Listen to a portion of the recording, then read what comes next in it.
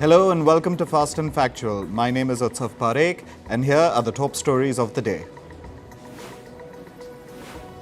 Palestinians continue to flee Gaza's Rafah city amid new evacuation orders from Israel. The Israeli military conducted airstrikes on East Rafah and attacked the area using drones. Israel has also stepped up its operations in Jabalia in northern Gaza. This comes even as the U.S. Secretary of State Antony Blinken delivered some of his sharpest criticism against Israel's approach to the war.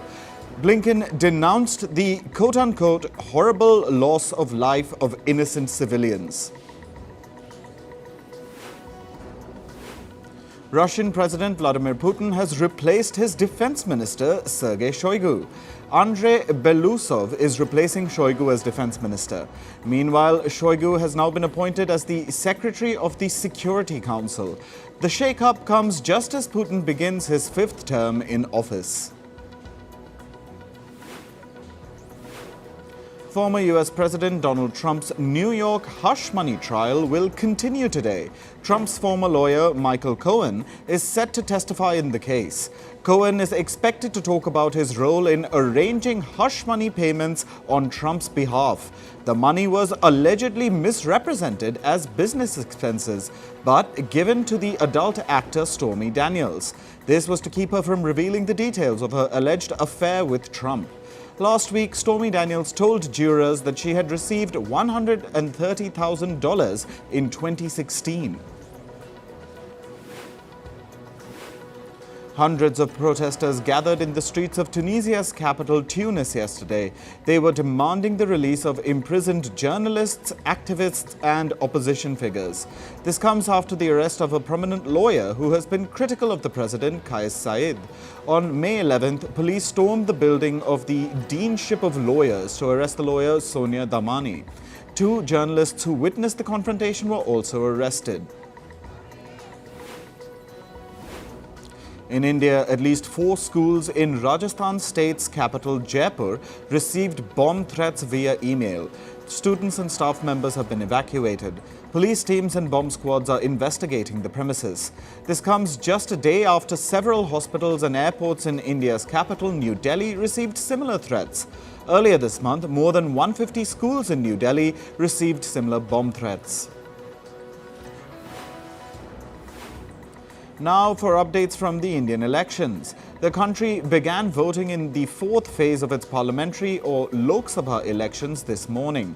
Voting is being held in 96 constituencies across 9 states and 1 union territory. They include Andhra Pradesh, Telangana, Maharashtra and Jammu and Kashmir, among others. India is conducting polls in 7 phases. The final results are expected on June 4th. In Andhra Pradesh, voting will be held for all 25 of the state's parliamentary constituencies. State assembly elections are also being held simultaneously. The Chief Minister, Y.S. Jagan Mohan Reddy, voted hoping to secure another term. Meanwhile, former Chief Minister N. Chandrababu Naidu was also seen casting his vote. Meanwhile, in Telangana, polling is underway for all 17 parliamentary constituencies. Several politicians and actors from the Telugu movie industry were seen casting their ballots. The actor Allu Arjun was among the early voters in Hyderabad. He urged people to overcome the heat in Telangana and exercise their voting rights. Even as elections are underway, Hyderabad is trending on the social media platform X. Asaduddin Owaisi, the chief of the AIMIM party, is seeking another term from the Hyderabad seat. His main opponent is the Bharatiya Janata Party's candidate Kompella Madhavi Lata. The 2024 parliamentary elections are crucial for Jammu and Kashmir. This is the first major election in Kashmir since the region's special status was revoked in 2019 and it was transformed into multiple union territories. Voting is underway in Kashmir's capital, Srinagar. As many as 24 candidates are in the fray in the Srinagar parliamentary constituency. In the state of West Bengal, the Indian cricketer Yusuf Pathan is making his political debut. He's been fielded by the All India Trinamool Congress Party or TMC.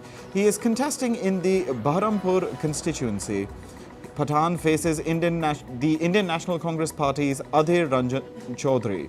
Chaudhary has been the Member of Parliament from Baharampur since 1999. Meanwhile, Mahua Moitro is looking to make a comeback to the lower house of parliament. The TMC candidate is fighting from the Krishna Nagar constituency. Last year, Moitro's membership was revoked over a disciplinary issue. She was accused of accepting money and expensive gifts in exchange for asking a certain set of questions in parliament. A TMC party worker was killed by unidentified attackers in West Bengal's East Burdwan district. This came just hours before voting was to begin. According to the police, the worker was attacked with 3 crude bombs while he was on his way home. On the eve of the 4th phase of polling, India's Prime Minister Narendra Modi held a roadshow in Patna, the capital city of the state of Bihar. He was accompanied by Bihar's Chief Minister Nitish Kumar.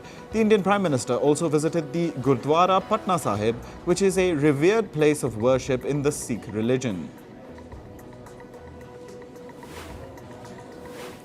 Meanwhile, the Indian Prime Minister is set to file his nomination papers tomorrow from the Varanasi constituency in the state of Uttar Pradesh.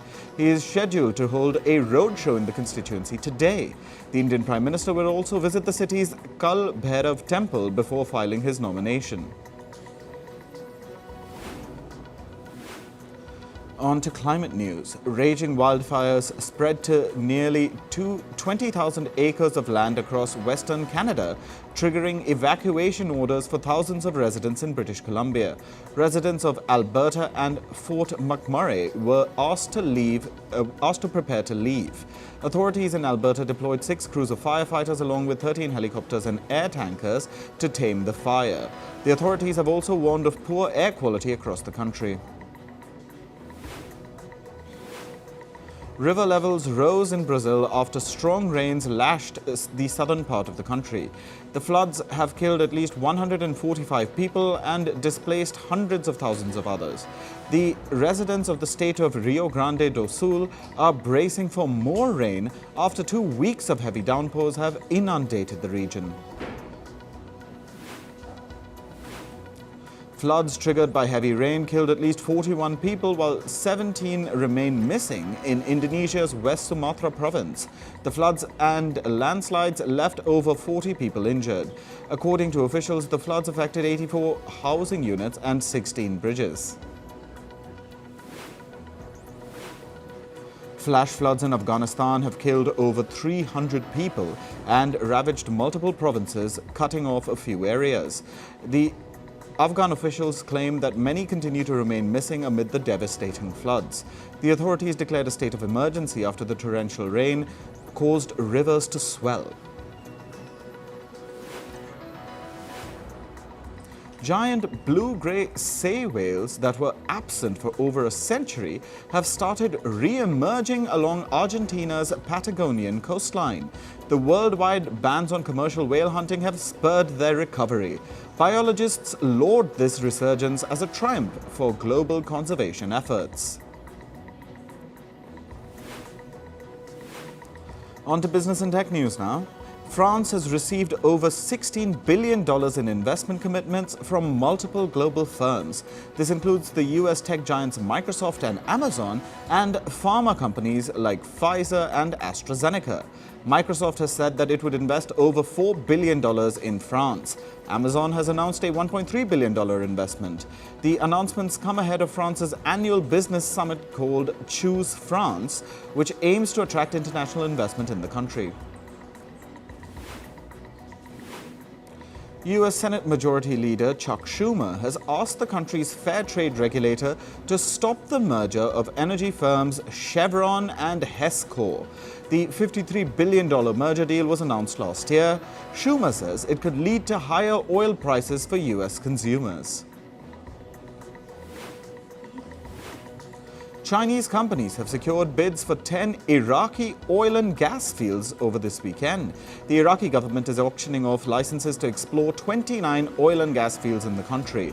Chinese companies are the only foreign players to win bids so far. The Iraqi Kurdish company the KAR Group has won the rights for 2 oil blocks. The share prices of India's Tata Motors fell by nearly 10% today. This was after the automaker reported its fourth quarter earnings.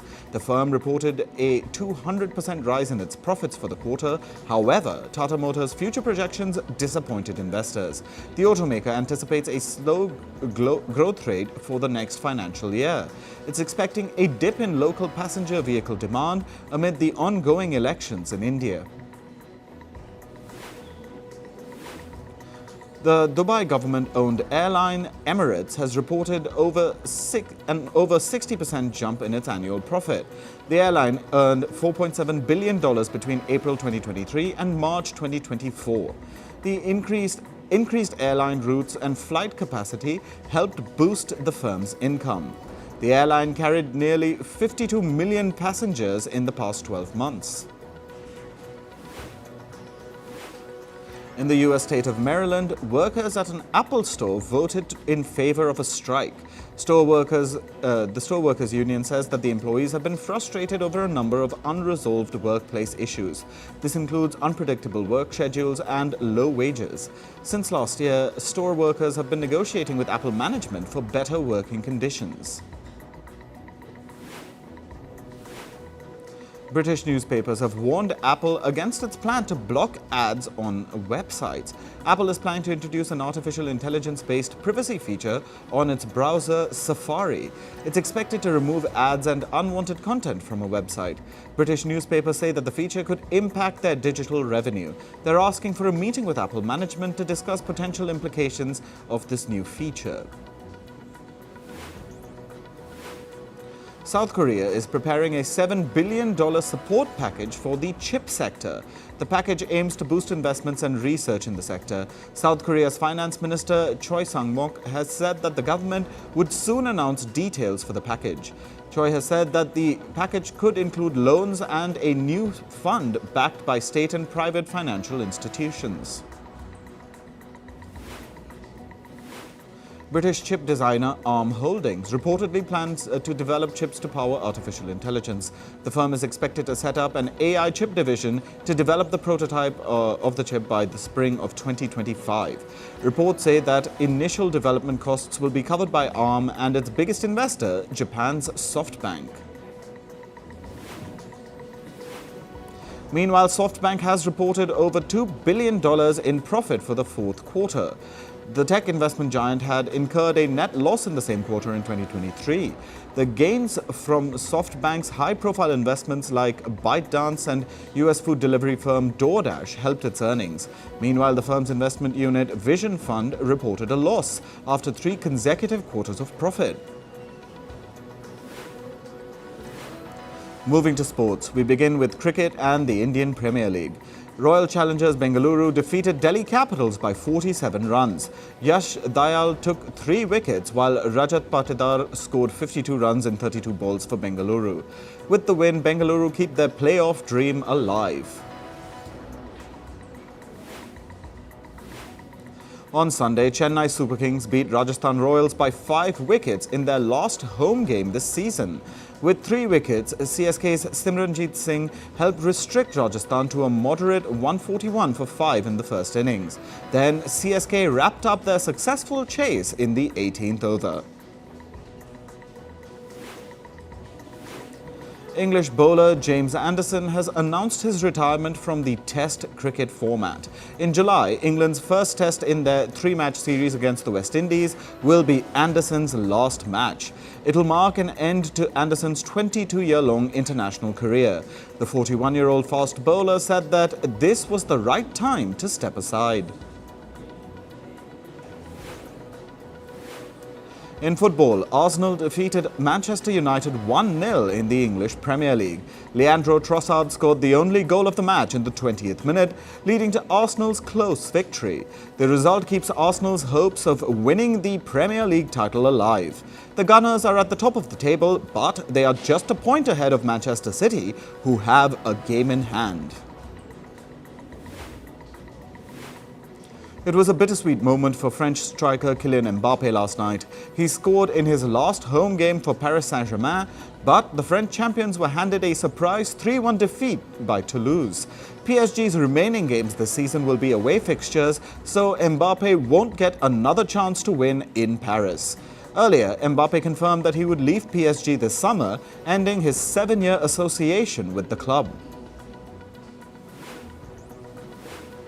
German champions Bayer Leverkusen defeated hosts VfL Bochum 5-0 in the Bundesliga yesterday.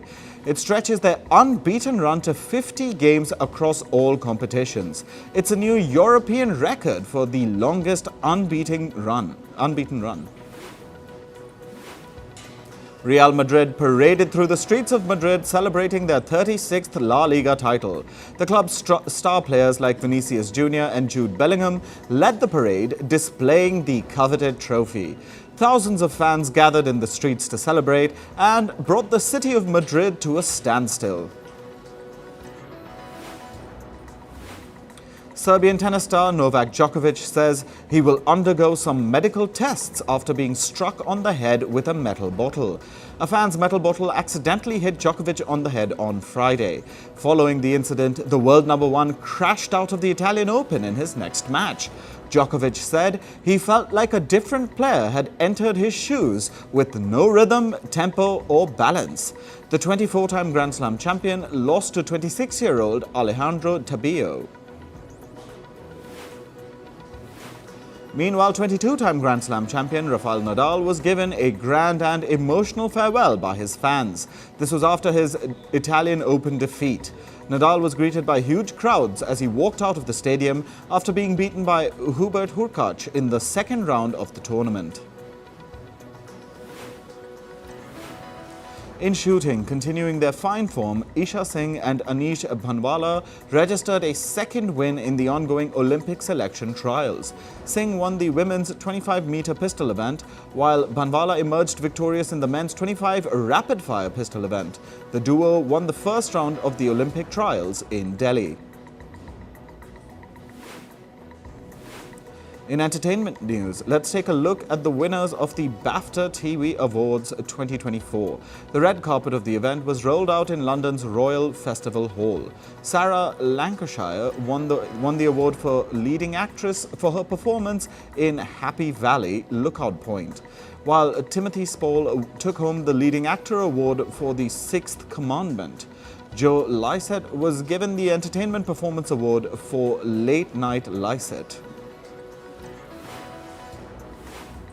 Meanwhile, here are the shows that won the BAFTA TV Awards 2024. The Best Scripted Comedy Show went to Such Brave Girls. Top Boy snatched the Best Drama Series Award. The Sixth Commandment won the Best Limited Drama Series Award. Squid Game: The Challenge took home the Best Reality Show Award. Kingdom of the Planet of the Apes jolted the box office with an opening of $56.5 million in North America. This makes the film's global total approximately $129 million. The film is the 10th movie in the Planet of the Apes franchise. Shonda Rhimes says Netflix's methodology contributed to Bridgerton's Season 3's delay. She says that Netflix wants to write everything and they want to shoot everything. It is very counterintuitive to the way she learned to make television. She's also planning to adapt all 8 Bridgerton books. Sarah Jessica Parker has started shooting for the 3rd season of And Just Like That. She's filming her first schedule in New York City. Parker's character is of a style icon who lives in New York. The details of the plot are still under wraps.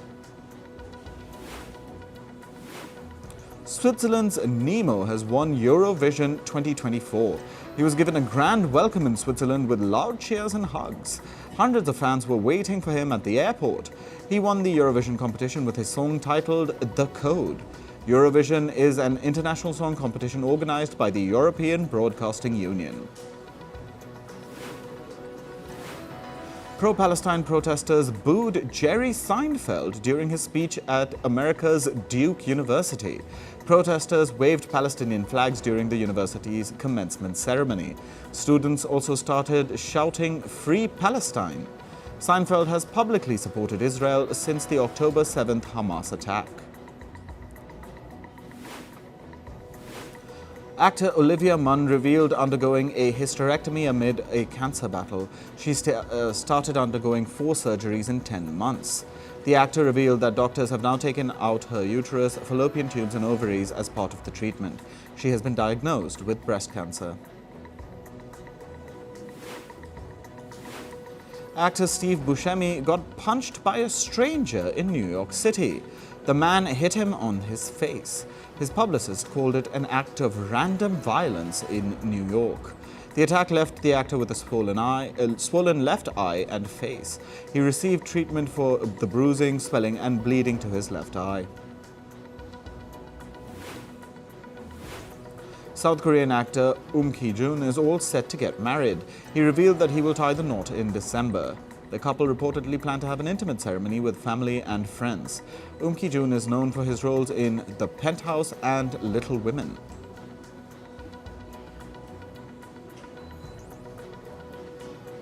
That's all for this episode of Fast and Factual. Thank you for watching. Stay tuned to Firstpost.